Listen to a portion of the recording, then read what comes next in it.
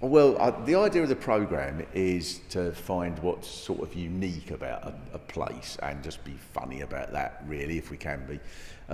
And sometimes the fun of that is going to somewhere that everyone just imagines is completely, has got nothing interesting about it, and finding all the funny little quirky bits about it.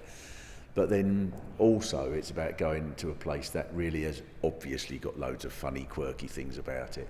And maybe people who live here might not think it's quirky, but yeah, most places don't have an airport with a runway that crosses the high street and monkeys wandering around as you walk up the shops.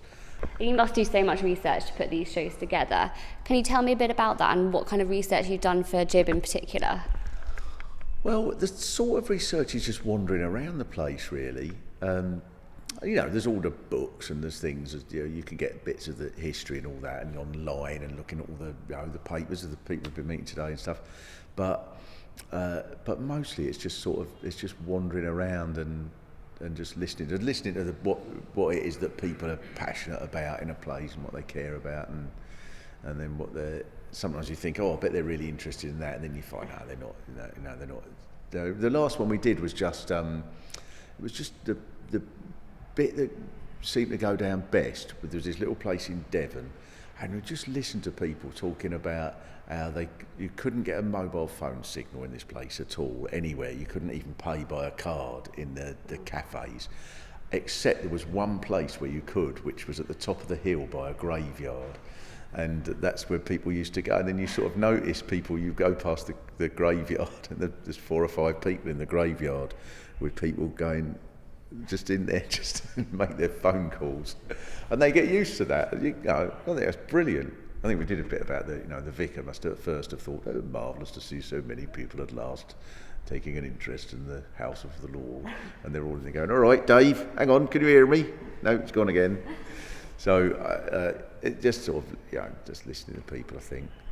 Now you pick up on quite a lot of quirks and nuances of the places that you visit. Do you ever find that you offend people in some of the things that you say? Yeah. So the opening line in the one in the Isle of Man was how lovely it is to be in a place that, with all the problems in the world, has decided to invest in the one remaining boom economy, fiddling tax. And I thought they'd all laugh, and it just when that was the opening line, utter silence, and then they all booed. And all I could do was say, well, there's another hour of this, so you're going to have to put up with it. And then they all and then they were fine. But there was just for one moment I thought, oh, no. When this goes out on the radio, it's going to say, and that was a rather shorter than usual version of Mark Steele's In Town, and now some music. But they were lovely actually in the end. So I don't know, maybe here is where they'll, I think you'll get good reception here.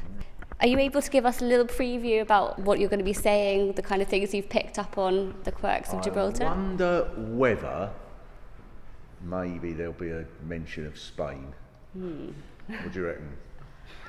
Depends what you say. Is it anywhere near here?